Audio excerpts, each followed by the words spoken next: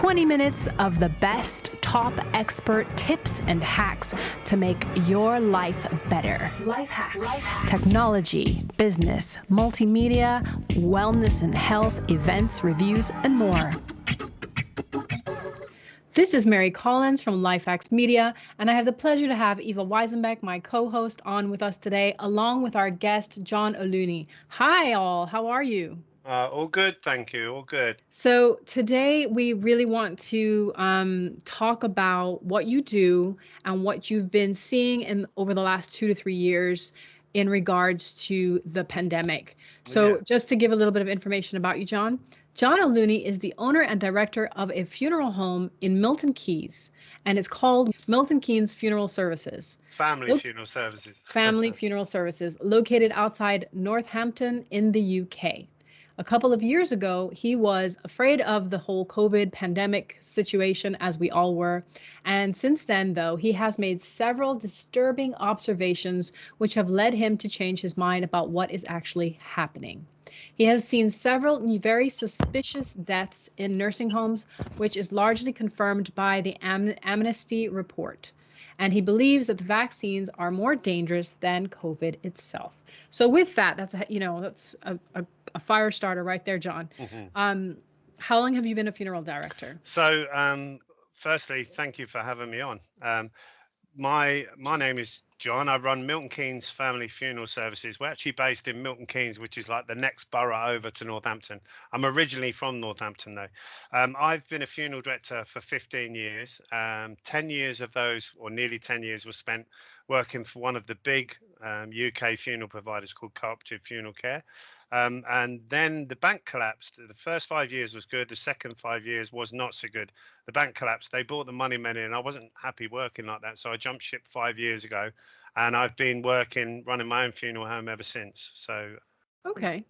Fair enough.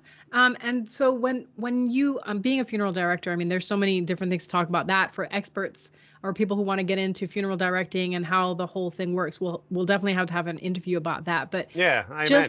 Just recently, or just on a regular basis, what is the average amount of people that you would receive yearly, on a yearly basis? So it's a probably unique situation I'm in here, in that I'm in year 5, trading as a sole business owner.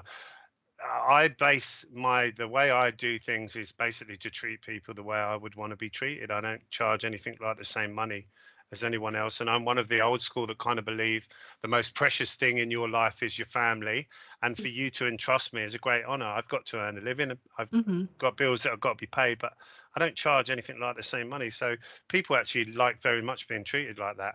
So the business has grown massively year on year.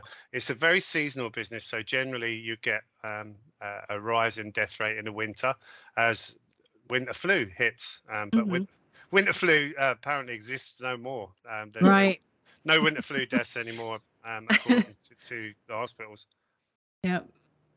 Okay. And so, but on average, is there any? So yeah, we're seeing a large increase. I've seen more people who have died under 40 in the last 12 months than I have in the previous 10 years. Wow. Yeah. Wow. And that's been confirmed to me by a number of other people within the industry, people that I've spoke to directly. Mortuary managers I've spoken to who have confirmed that with me, mostly based around thrombosis deaths. But it turns out that these thrombosis deaths are not actually thrombosis at all, but there's some sort of growth that's inside the arteries. Now, recently we had a young man in who will remain nameless, who passed away suddenly, and he'd been given an autopsy, a post-mortem we call it here, and his cavity, we opened it up to embalm him, and to do that, let me explain without being too honest. So the organs are removed, they're weighed, and blocks and slides are taken to go to histology, which is to try to toxicology basically for tests and stuff to determine your cause of death. This young man died suddenly. They take your organs out, they then put them in a bag, and the bag goes back in your body cavity. And when you come to a funeral director, we undo the stitching, we take that bag out, and we manually locate all of the severed arteries with the embalming pump to put formaldehyde into your arterial system because it's been compromised during the post-mortem process. Now, this young man in particular, when he was opened up, his arteries are full of a white substance that's very elastic, very much looks like calamari, bizarrely, and it grows inside the arteries. And some of his arteries were obstructed as much as kind of 80%. And I would suggest, without obviously any medical training, it's probably what killed him, because they're so full. There's no way he could have any kind of decent circulation, and that would cause his sudden death. Now, I voiced these concerns to the coroner, Hmm. and never really got anywhere, to be honest with you. I just don't see how they can see it. They assure me there's nothing to see, and that these things grew inside his arteries. It was suggested to me after death, post mortem. What? Yeah, do you know? Yeah, What? yeah, yeah, I know. yeah. I'm like, I'm just So I so. was kind of like, okay, and I have to tread carefully because I don't want to make life difficult between me and my local coroner. Yeah. But at Right. the same time, both myself and my embalmer are seeing things that we've never seen before. Mm. Exclusively in jab recipients. So there was a guy called Richard Hirschman, who's an American embalmer, Hmm. who's been very vocal about this, and he's documented dozens and dozens of cases. He's got loads of samples, and I'll give you his contact details to speak Great. to him. Okay. Yeah, he's a good guy, and he's been very honest and open, and I kind of listened to what he said and then had a look. But I've been waiting for a youngster that had died, who'd had a post-mortem, for it to tick all the boxes for me to have a look, and lo and behold, he was full of this stuff. Yeah, absolutely full. Mm. um And so these you're saying you're seeing the heart attack, you're seeing a lot more younger people, and you're seeing Loads i've thrombosis, seen heart i've attacks. seen yeah. So we've seen perhaps a 500% increase in Wow. thrombosis based deaths, but it's not actually. I don't think it's thrombosis. They're appearing as though they're thrombosis, but it's not. Mm. It's this white stuff growing in the arteries, is the suspicion. That's been confirmed by a growing number of professionals within the industry, Richard being one of them. So the first signs of it is very interesting because we struggled to embalm people. So let me explain. When we embalm someone, the embalming process, we cut into the carotid artery below the collar line. We cut halfway through the artery. We've got an L-shaped pump that goes down one half of the artery and the top is tied off. They then pump formaldehyde at relatively low pressure, a couple of bar throughout your system. They then tie the artery off and put it in the other way to do your face, your head upwards. We were Wow. finding that all of a sudden we were struggling to do people that had been vaccinated and died suddenly from thrombosis because they appeared blocked up. I had the pump checked because we kind of thought, well, maybe the pump's playing up, it wants Mhm. servicing, it isn't that. And lo and behold, then Richard Hirschman announced what he'd found, and so we've taken a look as well, and we found Same. I, it's identical.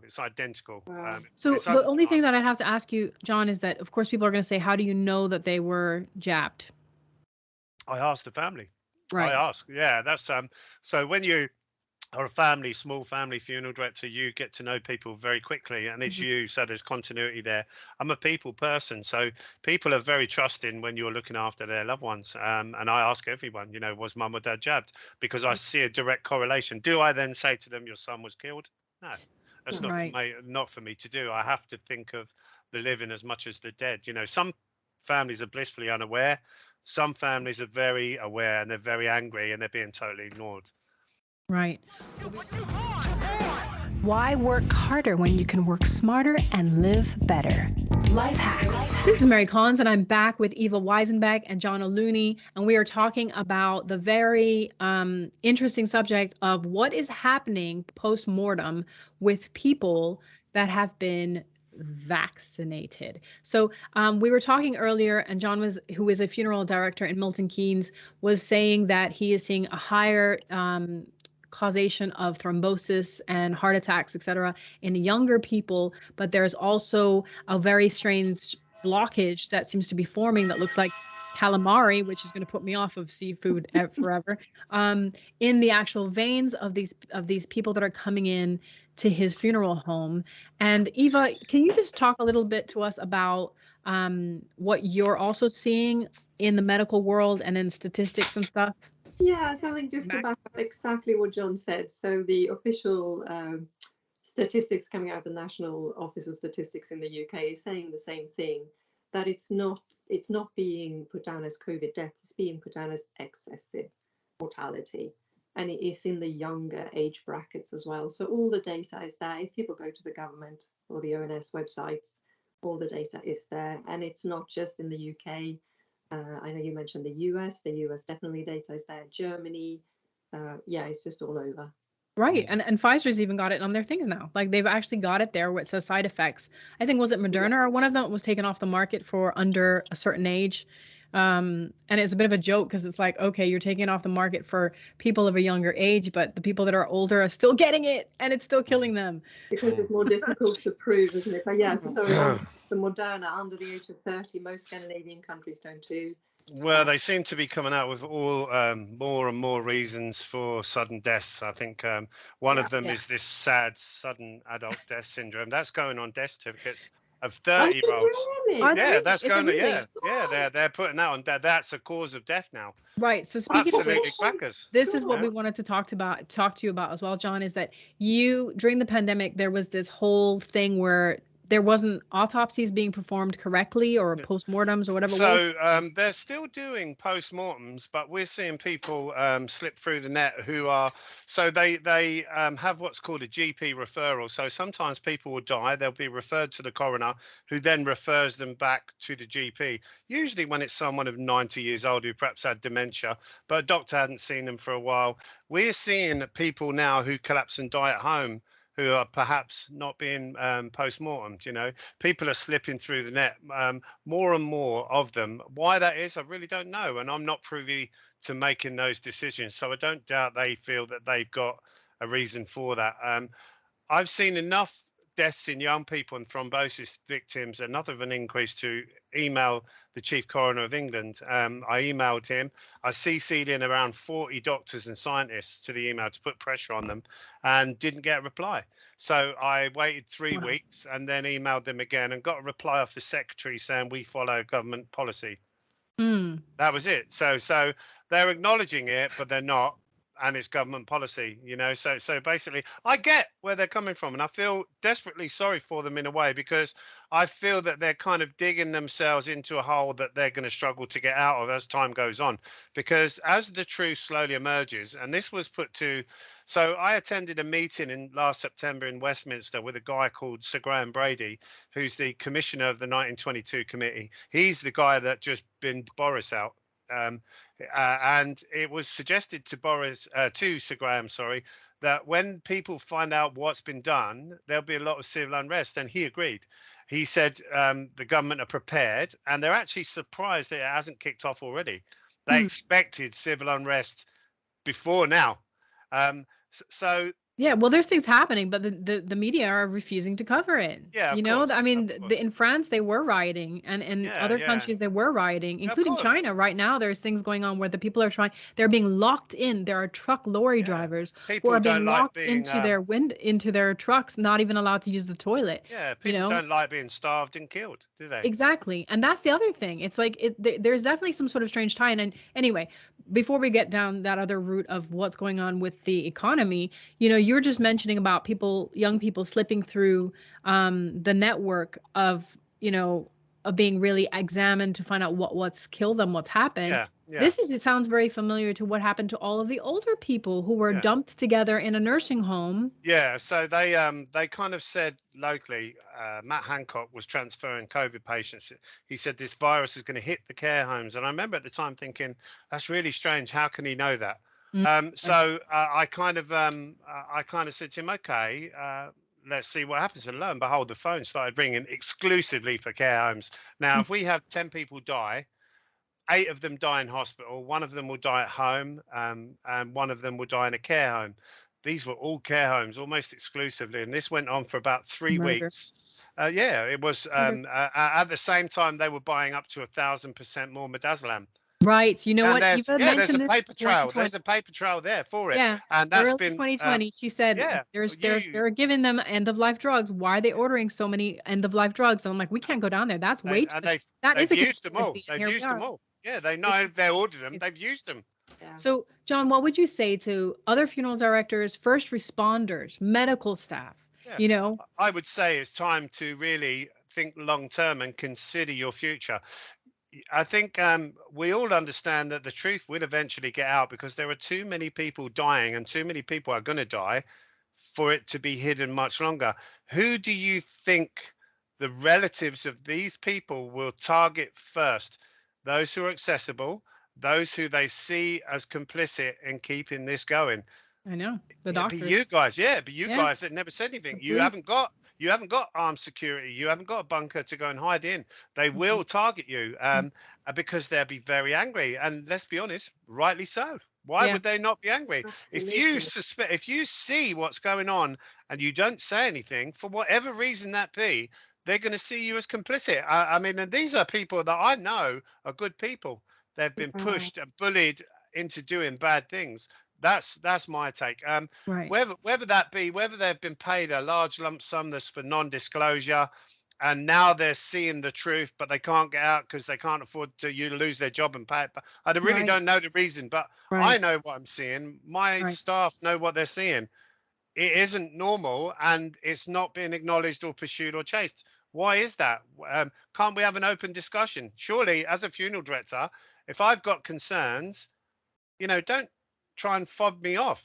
Let's uh, ask me for these samples. Tell me what these samples are. You, Mhm. you know, what this isn't normal.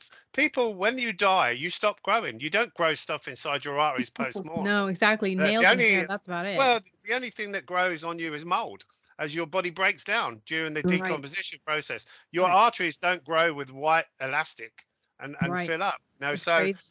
at Well, this is the what thing. point If you, will they acknowledge it? Because if yeah. they don't, they're going to have a lot of really, really angry people after them.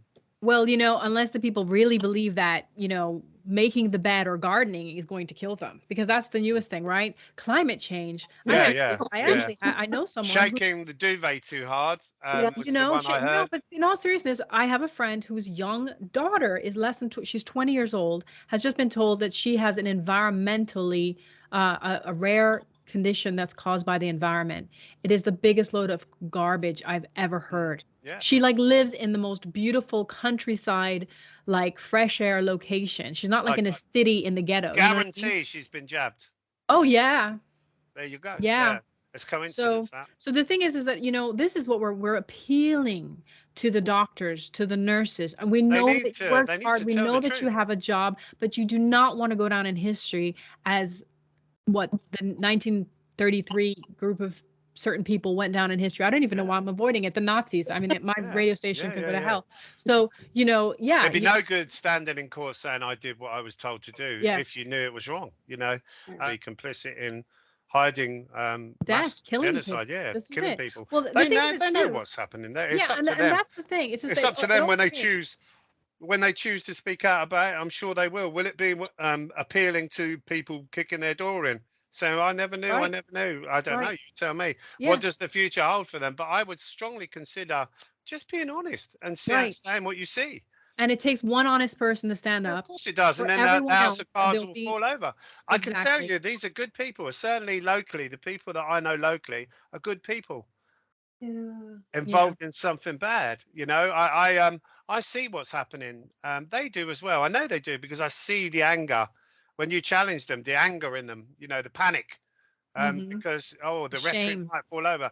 Maybe, yeah, maybe. They're good people. They're good people being Well, pushed, if they're good people, bullied it's to time do that bad things. this is it. They need to stand up, because once they do, just like the truckers did, once even the elites realize that they won't have food, they won't Mm, have health care, they won't have anything unless people, the Yertle the turtles of the world, say enough is enough, get off my back, I'm done yeah, yeah, sending yeah, you yeah, to the yeah, throne. I'm yeah. done taking care of you. So this is what we ask everyone. On Life Hacks, we like having our experts in for a number of reasons.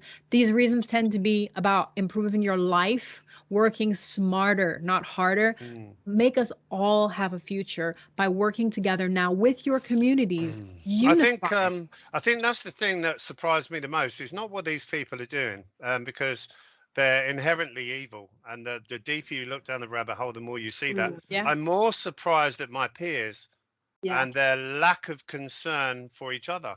right. These are people that Cowardly. uh, it's a tough one, isn't it? Because we're all slave to the moneylender. So I totally get it, but the bottom line is, I couldn't not speak out because I've got a moral compass and I see something Right. very wrong as I put a 23-year-old in a coffin. Yeah. Why would you not speak out? It'd be like watching a blind man crossing the road saying, no, there's no problem there. Come Yeah. on, come Yeah. on. You know that there is. So It's time. I will keep speaking until they shut me up or kill me or whatever they're going to Yeah. do. But I'm not going Well, to. John, we're gonna support you and stand by you, Yeah. and that's what it's gonna take. It's gonna take the community to stand firm They because have to, Yeah. because it's their children as well. Their that's children. right. You know, The- and when The Last of Us is gone, these are people that are academically quite clever. What do they think is going to happen when The Last of Us is gone? Right. On jab number 36. Well, or it turns out like Handmaid's Tale, and they've sterilized pretty much all of Yeah, what everyone, are they going and to it's do? And then, backfired. yeah, and then people look at them and they can't access the Muppets in the bunkers surrounded by security. They'll access the local healthcare system. Yeah. And they'll blame those people. You know, I don't want that to happen. I don't want people to get any more hurt than they already are. Right. But it's time to be honest. It's time to be honest. Yeah. The time was actually 12 months ago. Yes, exactly. You know, Exactly. but they haven't. I can understand they're under So- duress and they're being bullied. It's time to be honest. Right. It's, To be honest or and get- you and to face the prepare. consequences, you know, of Yeah. not being honest. At the end Yeah. of the day, we're all making our own bed. I'm making my own bed and I will lie in it. Yeah. And that's what I'm saying is that, like you said, they're digging their own hole. And if they don't, and like now they can come out and say, okay, we've got some data back and we were wrong. But Yeah. if they continue with this and continue to create lies about, oh, well, it's a new form of it. And it's, you know, we got to keep pushing and not admitting that some of the reactions or adverse reactions to these experiments. They're going to be held accountable. People know. will hold them accountable personally.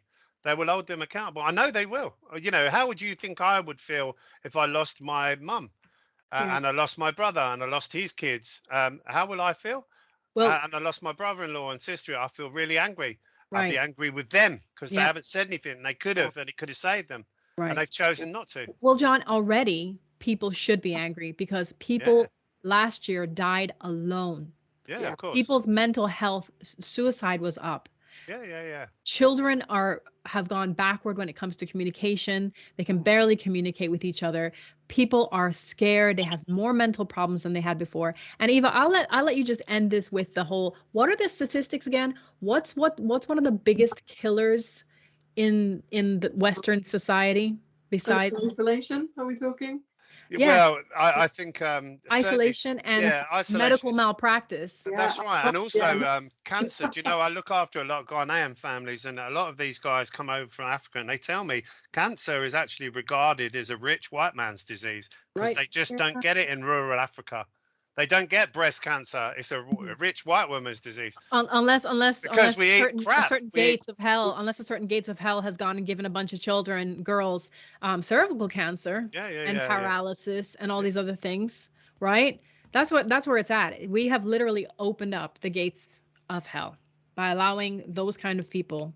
Do you know that that's the one thing about the truth though, you can never hide it. It will always surface. And I think as time goes on, I would be really panicking if I were them. They take that time is short for us. It's not as short for them because when the masses find out, they will destroy them. They will destroy them because it'll be us or them. And I can tell you, I won't meekly walk into a prison cell in a concentration camp to keep them happy. No. Right. That's it. Stand our ground. Yeah, John, it was a 100%. pleasure to have you. And I know we're going to have you back on because I can only see this unfolding in the next few months. Yeah, it will rapidly. do. Time is short. Yeah. If anyone wants to reach out to John, we will, whatever contact information he'd like to have up, we'll put up on our website. Well, it's Milton Keynes Family Funeral Services. I'm quite happy to have an open and frank discussion about everything that I've seen based on truth. That's all. Yeah. I see what's happening. I just want people to be honest because not doing so carries consequences. Yes. Right. Yeah. Right, for us all. Yeah. Thank you so much, John. It has been a pleasure. Eva, thank you as always. I know you'll put up some stats to go along with what John has to say on Life Hacks. Thank you, John. You're more than welcome.